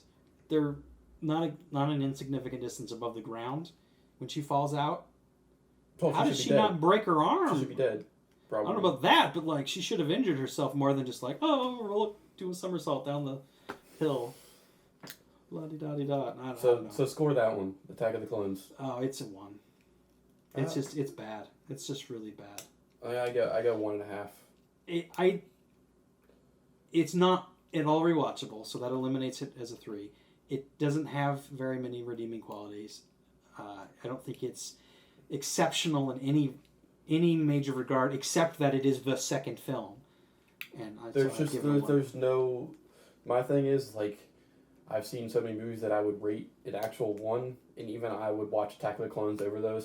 Sure. Like, I mean, if you're going to rank it against every other movie, I would give 50 Shades of Grey a 1, and which of those movies I'm going to go back? I'm going to watch Attack of the Clones for the rest of my life before I watch. So this gets into this little area of like personal preference. That's true. Versus actual value. Whereas, for example, like 50 Shades of Grey, I've never seen it. I'll probably never see it. Watch it. And it may very well have zero value. But even something as terrible... I'm going to do this to you again. I'm so sorry. Twilight. Even if something as terrible as that... you brought Twilight up in every podcast. I've started to do it on purpose. No, I'm just kidding. There are little moments in that movie where I think it's like, okay, if you are into this genre, this is a good movie. If you are not into this genre, it is a bad movie. And that's the divide that I'm always curious about. When it comes to Star Wars, if you're not even a sci-fi fan, you don't care about any of it. Right. I mean, right. So that's why I give it a 1. I hate that I just compared those two things because I usually don't like comparing ratings because different genres compare different ways. Oh, absolutely. But I mean, just based on why I would give it a 1.5 over 1, just because I do like those couple moments in the movie and a little bit of nostalgia because I liked it when I was a kid. So. Well, I might go as high as a 1.5. It's not even a 2 though for me. It's not even close. Not even close. And so the third one, best and least favorite moments. That I could have said that better, but yeah, the rose and the thorn is how I've thought of that. That one's tougher. I know it. I know it. You can go moments. You can go plural. Least favorite is easier. I have them. Least favorite is, from my point of view, the Jedi are evil. That is just the single worst line. That beats the sand is sandy. No, it doesn't. It doesn't, but it's close. It doesn't, but it's close. Let me rephrase that. It's the laziest piece of dialogue in the entire series. That whole conversation sucks. The dialogue in that whole thing is terrible. Yeah, Anakin, you are my brother. Awesome. Maybe one of the best lines. Yeah. Even Luke, I am your father. It's up there. And probably my favorite moment, which a lot of people crap on. Every time I've heard a review of these early movies, listen to me. Whoever decided, let's start with the fourth movie was because now forever after we're gonna have this weird chronology of the first movie. Now it's gonna get even more complicated. Yeah. It's like, but let's do 4, 5, and 6. There was the originals. 1, 2, 3, 7. There was the originals, but then they did prequels, and then they did. Yeah, so prequels versus originals, that sounds like the same thing. Anyway, a lot of people crap on this, partly because it was George Lucas's son, I found out. So the guy who plays, son of a gun, Senator Organa, Jimmy Smits, there's a name I actually know. He's, adopts Leia at the end. Yeah. So he comes up to the temple's all on fire, whatever, and he's like, what the heck's going on? And the soldiers are telling him to go away. And then he's all indignant about that, and then I don't remember, basically they're going to attack him or whatever, and this young Jedi, Padawan age, busts out and starts protecting him, and he gets into a ship and he's starting to get away, and he's like, they gun him down, they gun the kid down, and I really like that. It's not a very long scene, but it shows off the nobility of the Jedi, and he's a young kid and he's willing to give his life for us. I mean, it's basically a police officer and a citizen, right? I mean, a senator, of course, but a citizen, and I love that. And people shit on it all the time because it was George Lucas' son, like, oh, he got this role. Yeah, well, that's what I hear, and he doesn't have a line, but it's a moment that I really like. So that's probably one of my more favorite moments. I like that whole Order 66 kind of scene. I like it and don't like it at the same time. It's a fantastic idea that underlying all of this is this order, because who placed the order? Darth, what was his name? Or no, Sifo-Dyas, Master Sifo-Dyas. Who did we ever figure out who that was? No. Was that Dooku before he was Dooku? I have no idea. Okay, so there's that mysterious guy, who placed the order for the clone troopers at the beginning. So somewhere in that must be this. That's where the Order 66 must have been. I have no idea, but it's like. And why didn't the Jedi ever figure that out? I mean, if it's basically hiding in plain sight, that's what bothers me. One, I want, kind of like we talked about when we talked about the same people, I wanted a little bit more of the massacre, I guess, whatever you want to call it, the Jedi Temple. I want to see kind of Anakin's turn a little bit more, because they don't show any of that. They show him ignite his lightsaber at the younglings, but that's like the only part of the scene he's in. You don't ever see him killing anybody. So I mean, for all we know, you get the scene where Yoda's like killed by a lightsaber. This one was, and I just want a little bit more of that. And then you get these scenes on all these exotic planets where they're killing these Jedi so easily. Not just that doesn't bother me as much. Why? Because it bothers me more that we don't care about any of these people. Because they should have been more developed. These characters haven't been developed at all, so we don't really care about any of them. So it's like, all right. The hardcore fans recognize who they are, and that's it. Right. Nobody knows. And so when they actually get killed, sometimes you're not. Why was that person important? Like, you don't even know. Like, I always remember Ms. Lumberjack, the guy with the tall head.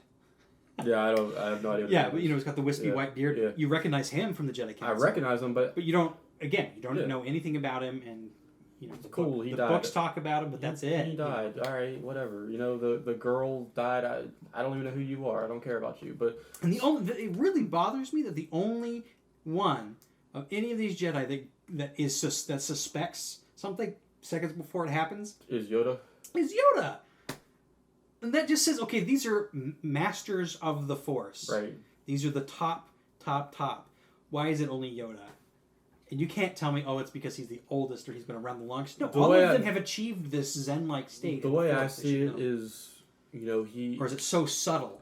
Well, because they've been around. I mean, you could retcon the crap out of this. The way I see it is, at least as I'm watching the movie, is these other ones have happened first. So he's kind of felt that disturbance in the Force and feels like something's going to happen. It's a building effect. So then when they get the order to kill him, he kind of gets that feeling and he kind of puts two and two together.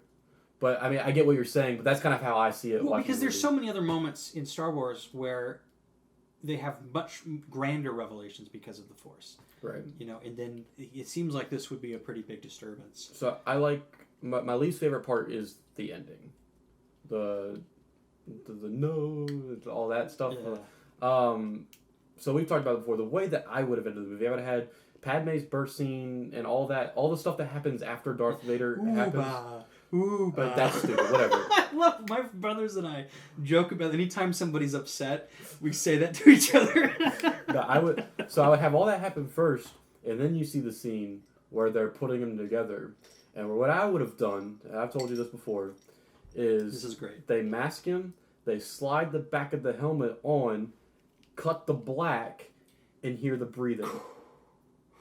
And that's it. Done. That's it. That would have been a so much better ending. Roll credits. That's it. That's Darth Vader as we know him. But then you get all they foul up in that, because honestly, we already know where the twins are going. Right. We don't give a fuck. Right. You don't have to show us that. You can have the scene where they're talking about it, be like, we'll take the daughter and okay, go watch over him on Tatooine and take him to his family. But it should have happened before the mask. Right. Because the mask needs to be the ask. And then you killed her in your rage when he's talking when the Emperor tells Darth Vader. I mean, who can? No, you like. First of all, that's not because technically not. Well, of course. I mean, he's lying to him. That's the point. He's building this narrative for Vader. But Vader is no dummy when you watch him in the other movies, the originals. So it just comes across as really silly. It's like a caricature of My Darth whole Vader. thing with this whole love story in general is you get the feeling that Anakin turned to Darth Vader, turned to the dark side because of love. I don't feel that. I don't like conflating those two. I don't feel that at all in the original trilogy. I feel that he's this sadistic bad guy until the very end. Because, he's force-choking people to death and he's torturing what later ends up being his own daughter. He just doesn't care, and I don't get the feeling... He doesn't know that, though. Well, he doesn't know that, but he's still torturing people. So he's just really bad guy, and I don't get the feeling that this guy turned bad because of the person he loves that dying. A villain has to be... in order to be... Let me make a distinction here. You've got sort of good, better, and best, right? To be a good villain... I think you need to be a little complex, right? To be a better villain, you need to have like some serious kick the cat moments where like you really see how bad they are, like strangling people or whatever. And then you need to have some better moments where they actually appear to be competent at their job, whatever it is. Right. To be best, though, you, the viewer, need to be conflicted on what this character is all about. And so when you see, the moment I'm going to draw on is when Vader, when they're talking about the Death Star plans, and he says something about the old religions or whatever. It's Tarkin, when Tarkin's telling him, I forget the exact line, but he says basically, there's no, the power of the station is insignificant to the power of the Force. Right. To me, that's an element of his true goal really is more, or call it spiritual, call it religious, whatever the Force is. He is a student of it. He's like a devotee of this idea. So to me, I wouldn't say that he's sadistic. I would say that he's... That's not the right word to use. Right. I don't know what word to use. I just don't... To me, this whole prequel is supposed to be his build to Darth Vader. Yeah. I don't connect those two characters. No, you're right. Darth They don't seem at all. a completely different character than Anakin Skywalker to me. Yeah. They just don't seem... But some other good scenes are... I like the fight at the beginning, even though it's really... the space battle. I like that, but I'm talking more the lightsaber fight between Dooku and Obi-Wan. Not a fan. I don't like... It's too easy. It ends too quickly. There have too many silly cuts back to Emperor Palpatine going, ooh, yeah. Yeah, that's ridiculous. But, yeah. I mean, we're still talking... I mean, I'm cutting everything out except the fight. I'm talking about the core of the fight between Anakin and Count Dooku is good. Do they have a little chat, don't they? They have some banter? Yeah. Obi-Wan goes out stupid. First, it looks fake. As anything. Oh yeah, when the rail co and falls on. It looks so fake. Him getting thrown across the room looks fake, and then that falling on looks fake. And then he gets up and walks later. Like, no, his legs are shattered. That thing just big piece of metal just fell. No, yeah. I don't want to hear it. So I like bits and pieces of that. I like. What else from this movie do I like? I like some of the moments where Anakin starts to turn. What about General Grievous? Don't like it. Really? Don't like it. I have a problem with the concept of the character, but I love the idea of introducing a new villain.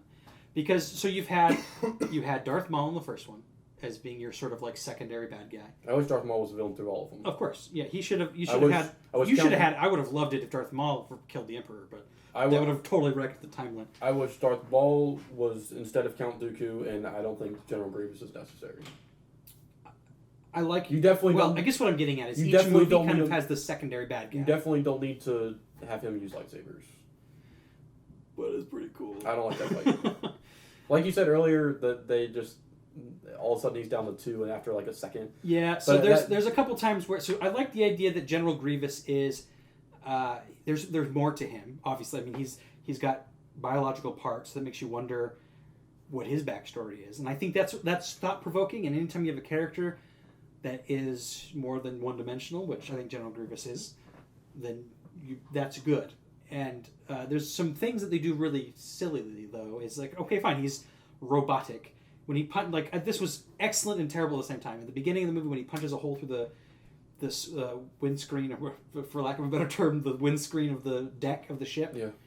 And the air gets sucked out, and that's all fairly follows. But he's got exposed biological material, and he's going into the cold, cold vacuum of space to get away. No, thank you. But at the other hand of that's if you're a robot and you want to kill the biological things in space, what do? You get rid of the freaking atmosphere. That was great. So it's this love-hate relationship I have. Not to mention that Obi-Wan sneaks up on him on a giant rainbow-colored lizard.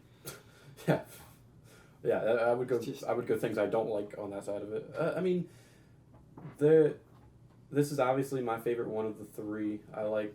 But it sounds to me like the things you like about it have more to do with the overall plot than anything specific. I have a lot of I like this, but in the third one. I noticed that when I was writing my review. I was like, oh, I really like this. Oh, but then this kind of happened. So it's a lot. It's a mixed bag. That's the main problem with these movies. It's just that there's no consistency. What I hate is the dialogue is so bad. I mean, we talked about that as like a running theme, but especially in that first space battle. When they're before they actually get to the ship, when they're flying around and they're doing all this stuff, and they have this like back and forth, and it just sounds so ridiculous. Really so there's some interesting things that happen in that scene. I like the little like spider robots that sort of cluster on your ship and all that. But while they're doing all these like acrobatics to get them off, there is an enormous battle going on around them. They should have easily been blown out of the sky before that. Why is the we get the scenes at the end. He's like, have you noticed the shields are still up? And he flies over and he shoots. Why are the shields right beside the door that they need to get into?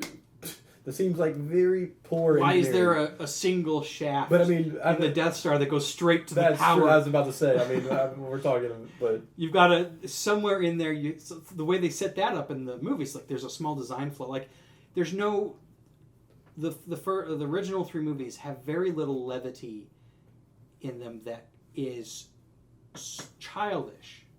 So when there is something that's a little ridiculous, like this perfectly straight tunnel down into the center of the ship, you go with it and it feels okay because the rest of the movie's fairly serious. Right. And the jokes that happen are between person to person. It's not like this wink to the audience, which is every time that they're, when R2-D2, or not R2-D2, when C-3PO is being dragged by R2-D2 and he says this is such a drag, that adds nothing to the movie. It's terrible. It adds nothing to the movie. It's like, wink, we all know that he's a robot being dragged by another robot. Ha, ha, ha, ha, ha. It's terrible. It's absolutely terrible. That's the kind of stuff that just are sins in the prequels. And they happen a lot in the beginning of the third movie. So quickly now, because we're running way long, but score, I don't know, so. I would put it upwards of a 2 or a 3, because it has some of these the more transformative moments for Anakin happen here. Some of the more dramatic moments in the whole first 3 happen in the third one.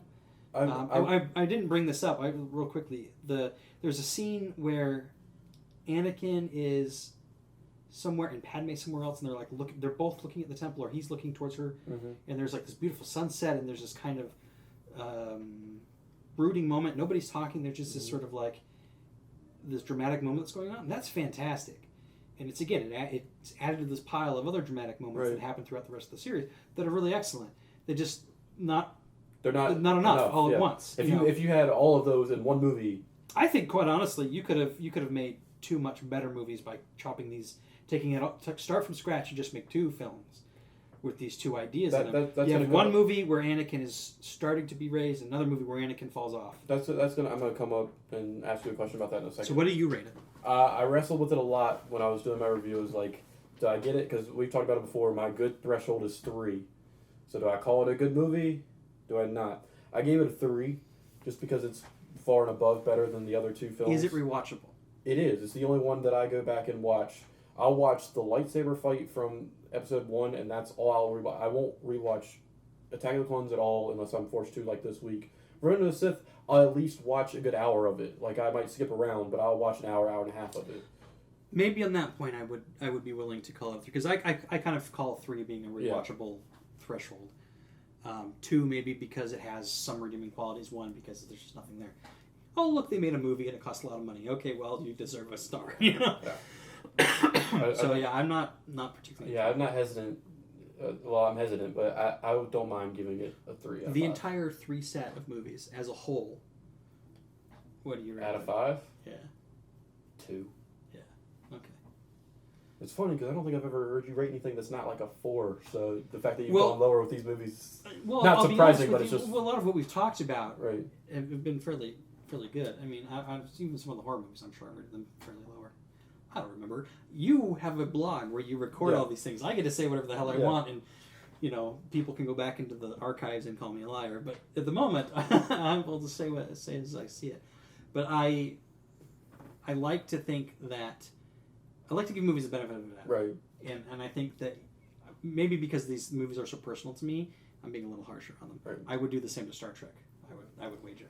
So before we wrap it up here, I got one question for you. Just simple. Well, not simple, but just a quick answer. So we've got this under new ownership now is Star Wars. So they've got a new trilogy coming up. They've got episodes 7, 8, and 9. They're doing those. They've got the 3 extra films that they're doing, the kind of spin-off movies. 3? I did not know. Yeah, so they've got 6 films coming out. So say we're 15, 20 years down the line, and, they finished all of these, and, they're like, should we do any more? Would you be okay if they remade the prequels? Absolutely. Absolutely. Hands down. No problem with that. Are you basing that off of hoping these next movies...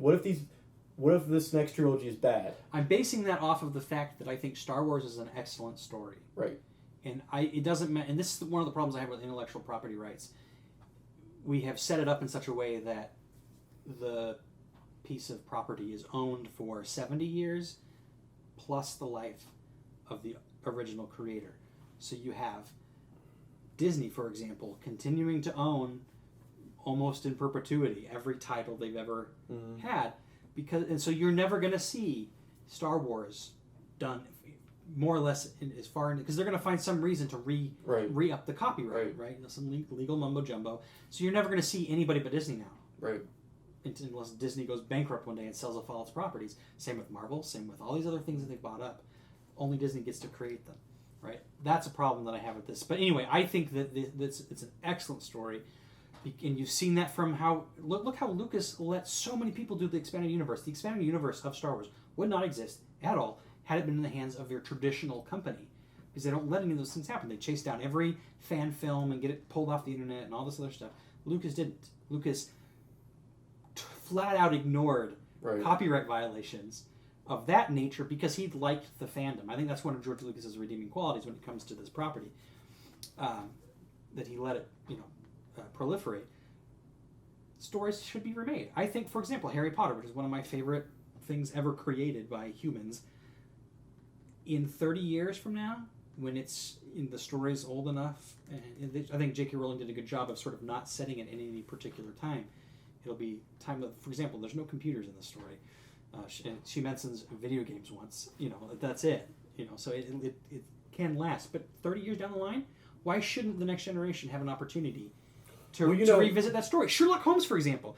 In the last few years, we've seen this rush of Sherlock Holmes films and TV series. You know why? Copyright expired. And they're good shows. They're good pieces of production. All these other things that come out. It's because the copyrights eventually expire. Well, you know how I feel about remakes just in general. Right. I think it has to... You can be done very well or very, very poorly. Most of the time, it's very, very poorly. Most of the time, I feel like they're unnecessary. So that's where I kind of wrestle back. Do I necessarily like the idea of remaking anything Star Wars? No, I hate that idea. But am I willing to put that aside and say, if you want to strike these movies from canon, say they don't exist, and remake them better? Because the story is so perfect. You get how Darth Vader happened. That's so amazing. Yeah. It's got to be done better. So if they could do it 10 years from now, they could do it as soon as they finish this trilogy, be like, you know what? We don't like these, so these don't exist anymore. We're making these instead. I'd be on board with it. I wouldn't care. Because these were so poorly made with such a great story. I think the trouble that you have, this is happening with Spider-Man, is that when a title is abused and abused and abused, that's true. For whatever, in the case of Spider-Man and some of these other titles, the contracts don't want the contracts build in, like if you don't make a movie every so many years, you void your contract and we get the title back or whatever. Fine. In the event of Disney owning it, they flat out own it, so they can have the luxury of waiting long enough for people to fatigue is what I'm trying to avoid. Well, I love the idea that they said they're just going to keep making them as long as people want them. Yeah, because that's a great. Star Trek's doing that, and because everybody loves it. It's great. While yes, you might get some fatigue with it. At the same time, there's so many places you can take the Star Wars. Right. There's so many you can go back. You can completely go back thousands of years to or go forward. Just keep going forward, or just you can completely turn left. And like what they're doing now. It looks like a Jedi is not the main character anymore. It's these, it appears from the trailer, the Stormtrooper and whoever else. Yeah, That's the way to go, is you start building up, okay, fine, you have the story coming out about how they got the plans for the Death Star, cool. Have a story about smugglers, like the next one after that is a young Han Solo adventure. There you go. Who's playing him? Do you know? They haven't casted yet. Casting is gonna be huge. I'm already going off on who I want it to be. Who do you want it to be? I'm so terrible with names. Who was in the movie Drive? Ryan Gosling. Yes, would be cool. Ryan Gosling would be a cool. I don't know. It's gonna be tough. It's one of the toughest characters. Not Shia LaBeouf. No, I will not. I will not see another Star Wars movie. It's not that I don't like Shia LaBeouf. I just think he would make it poor. He's too old anyway. Ryan Gosling might be too old. Oh, really? He looks much younger. Yeah, depends on what age you're shooting. That's true. For. I mean, because I guess if you Han Solo in the in the original trilogy, probably like 30. So if you want to do a young Han Solo, you got to do someone in their early 20s. So I think you go someone unknown. You know what I really like? They did this with the Star Trek reboots. Is you got to see Kirk as a little kid. That was really fun, because you got a big budget and you've got time and all this, you can take the time to school the actor and how to behave, and he gave a great performance, that little kid did. I would like to see pieces of that move into Star Wars. Well, they did it in Last Crusade, Indiana Jones. Yeah, they did a really good job with that. So, it's fun to see that, because imagine what a little snarky guy Han Solo would have been as a 15-year-old. Yeah, it'd be fun to see. Maybe that's where he gets to start smuggling, and he was already being a thief. So we'll see how that turns out. But we got one coming up next week. That's all I'm looking forward to now. So. It's going to be amazing. I cannot wait. So we're gonna wrap this up now, but just things to look for in the next week or so. Actually, today I think you're going to see In the Heart of the Sea. I already saw it earlier. We'll do a review of that. So we'll review that. So I'll probably put the link in the description if I remember. And if for anybody who all they know about that is it's about a whale and it has something to do with Moby Dick, go to Wikipedia and look up the article on the wreck of the Essex, which is the whole story this is based on. It's a Wikipedia article. It's not very long, and it's just a fascinating read, and it's all true. That's what's crazy about it. I won't spoil it for you because it would spoil the movie too. But it's fascinating, and if you're into ships at all or into the sea, it's definitely worth a read. All right. Well, yeah. So we'll have that review up to tonight probably. Next week we've got the original trilogy that we're going to take a look at in our podcast. I'd like to try and do that before we saw. Yeah. So I don't know. Maybe not. I'm probably not going to see it till the weekend. I'll be working. Well, we're seeing it Friday night. Did we agree to that? Yeah. I thought we did. I forgot. Well, I'm saying maybe one night after you get home from work, just knock out the podcast real quick if you're not too tired. That way we're completely separating. I would like that. So I want to knock that out probably earlier in the week. We won't post it until the weekend, but make sure we do that before we see the new movie. Especially that way we won't be inclined to give any spoilers or anything like that. I would love to have them separate. Yeah, so we'll try and knock that out earlier in the week. We'll definitely do a review after we see Star Wars, because I'm sure we're going to want to talk about that. Mm-hmm. So I'll have that for you. Then at least 1 week off from the podcast for the holidays, because it'll be Christmas and stuff. Are you going home? Yeah. But I'm thinking about coming back, we'll talk about it, around New Year's, and that's when we'll do our top 10 of the year. Sweet. So we'll do that then. So at least 1 week off, and then we'll have a top 10 of 2015, which I'm very much looking forward to. I think that'll be a lot of fun. So thanks for listening this week. We'll be able to talk about The Revenant. We won't be able to yet. It's not wide. It's not coming out anywhere near us? Not wide release. Surely it's somewhere in Virginia. No. It's all New York, Los Angeles kind of locations. So we're not going to drive to New York. We're not going to be able to talk about that till January. Oh, that's killing 15th, me. I'm looking forward to that almost as much. Actually, I think it's the 8th. And Quentin Tarantino's new movie's not going to be in there either because that's the same thing. It's coming out limited to the 25th and then not released. They're just trying to get it in for awards. Right? Yeah. So. All right. But yeah, so we'll have that coming for you. Thanks for listening this week. Follow me on Twitter at Jordan's Guide. I'm at Greg Craft at GRGCRE. Oh, son of a bitch! You messed up again. It's because twice in a month. Your ending wasn't what I'm used to. GREGCRAFTED. There you go. That's Greg. So I'm Greg. Yeah, like, subscribe, comment, all that good stuff. Thanks again for listening. We'll talk to you next week.